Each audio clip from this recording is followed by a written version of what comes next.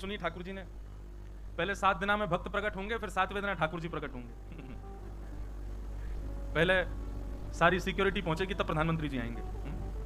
पहले भक्त आ जाएं फिर ठाकुर जी आएंगे। जबकि क्रम तो उल्टा है, पहले ठाकुर जी आए हैं सतयुग में, त्रेता में, द्वापर में। भक्त तो तब भी आए, पर भक्त राज तो कलयुग में ही आए, सब ठाकुर जी के बाद ही आए।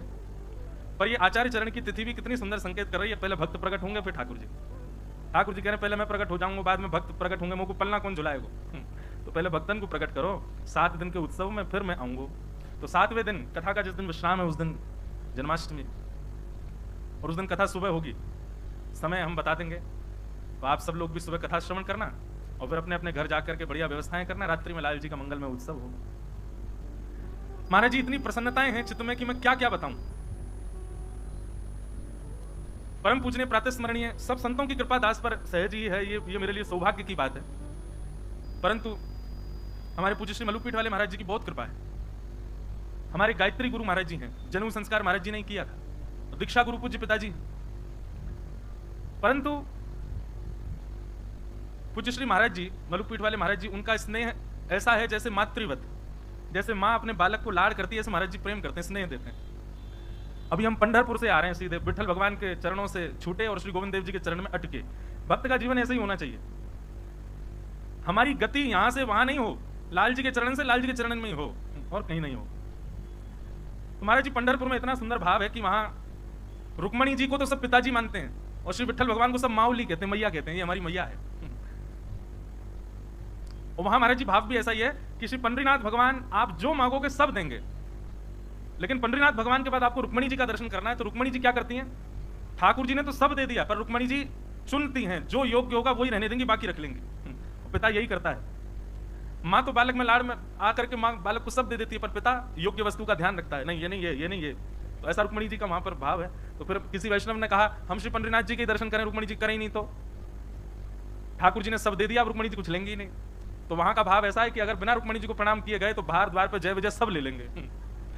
तो रुक्मणी जी के पास जाके कम से कम थोड़ा बहुत तो ले जाओ। तो भाव ऐसा है कि वहां सब पंडरीनाथ भगवान को माऊली कहते हैं, मैया कहते हैं, ठीक करो।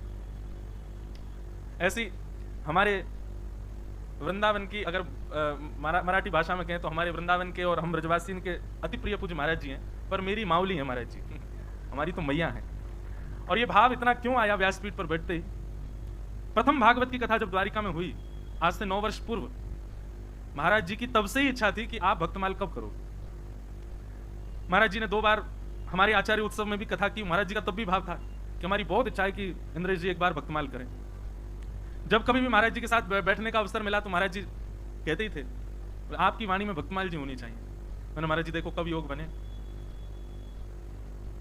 जब महाराज जी की आज्ञा से ही ये कथा यहाँ आचार्य उत्सव में हो रही है, हमारे लोकेश जी का प्रयास, हमारे महाराज जी की आज्ञा, बड़े भैया की आज्ञा। महाराज जी को जब ये बात पता चली वो इतने प्रसन्न, उनकी प्रसन्नता का प्रतिफल स्वरूप ये कि अभी हम भैया के घर से यहाँ आ रहे हैं, महाराज जी चातुर्मास में अपनी व्यासपीठ पर जा रहे हैं, उस बीच में भी फोन लगवा रहे हैं, बोले इंद्रेश जी व्यासपीठ पर जा रहे होंगे, भक्तमाल जी की एक बार हमसे बात कराओ। उनको इतनी स्मृति है कि आज से कथा है तो एक बार उनसे बात कर ले। दास का भाव था, मैंने महाराज जी आपने जब याद ही किया है तो भावना ऐसी है कि व्यास मंच पर बैठे उससे पहले आप गुरुमुख करा दीजिए, भक्तमाल जी की चौपाई कान में कह दीजिए। और महाराज जी ने फिर रसिक त्रिवेणी में श्री स्वामी हरदास जी का भाव जो श्री भक्तमाल जी में वो कह करके भक्त भक्त भगवंत गुरु, अभी अभी हमको भक्तमाली पूज्य महाराज जी ने भक्तमाल की व्यासपीठ मानो प्रदान की है। अभी अभी यहाँ उतरने से पूर्व ही फोन पर चर्चा हुई, महाराज जी ने आशीष प्रदान किया। कितने बड़े सौभाग्य की बात है। ऐसा सौभाग्य ठाकुर जी की कृपा से ही प्राप्त होता है। महाराज जी हम एक बात कहते हैं कि भक्ति दो चित्तों में प्रकट हो सकती है, 2 मन के अंदर भक्ति प्रकट होती है। पहला वो व्यक्ति जिस व्यक्ति के पूर्व से भक्ति चलती आ रही हो, पूर्व जन्म से थोड़ी बहुत शेष रह गई हो तो वो इस जन्म में जन्म से ही प्रकट हो जाती है। और या फिर अत्यंत नास्तिक व्यक्ति के अंदर भक्ति प्रकट हो जाती है। 2 चित्तों के भीतर भक्ति प्रकट होती है। अब हमें कौन सी भैया पता नहीं भक्ति भई भी है कि नहीं पता नहीं, पर पूज्य गुरुदेव भगवान, पूज्य पिताजी महाराज, पूज्य दादा गुरुदेव, अनंत श्री विभूषित श्री रामानुज प्रपन्नाचार्य गुरु जी और इन सब संत महापुरुषों की कृपा से आज एक मन में भाव प्रकट होता है। अपने पूर्व जन्म के और इस जन्म के कुछ सुकृत पूज्य पिताजी महाराज की तपस्या का फल हमको मिला कि हमको भागवत की व्यासपीठ मिली। लेकिन 9 वर्ष भागवत जी की सेवा करने का प्रतिफल मिला कि आज भक्तमाल जी की व्यासपीठ मिली।